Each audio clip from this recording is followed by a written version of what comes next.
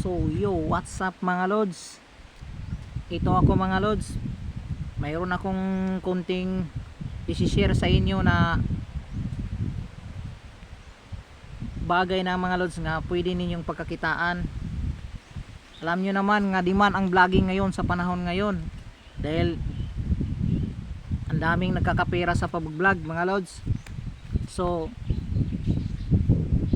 binalita na mga lods na ang vlogging mayroon na siyang inaaral na siya sa TESDA. May course na ang vlogging ngayon mga lods, kasi demand na demand ang vlogging.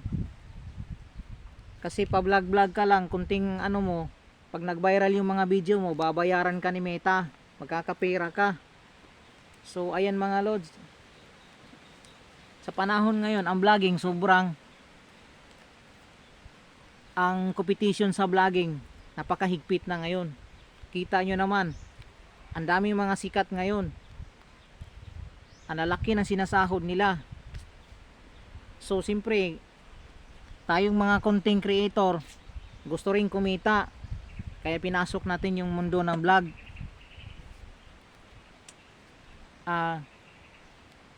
Pero hindi ganun kadali yun mga lods.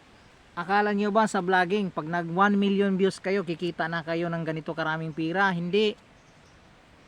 Ang views nakabase pa yan sa ads ng video mo. Kapag ang ads ng video mo hindi natapos, hindi ka mababayaran ng malaki doon. Kaya dapat ang mga ads sa mga video mga lods natatapos talaga kapag may nanood.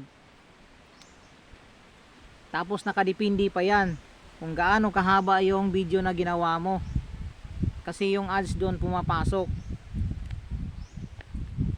Akala siguro ng iba mga lods, porque mayroon silang Facebook account, YouTube o kaya TikTok, pag nag-viral sila, kikita na sila ng pera. Hindi yun ganun kadali.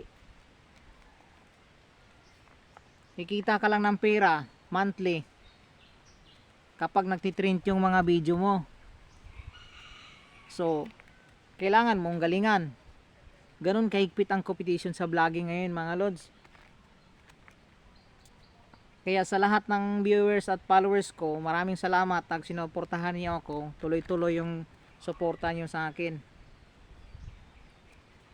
Lahat ng mag-share at mag-like sa video ko ngayon mga lods, isasali ko kayo sa raffle. Bubunot ako ng 10 katao, 1,000. 10 katao, tag 1,000 mga lods, ibibigay ko. Lahat ng mag-comment, like and share sa video na to. Maraming salamat mga lodi ha. Road to 23-24 kina tayo sa Facebook. Maraming salamat sa mga followers at supporter ko.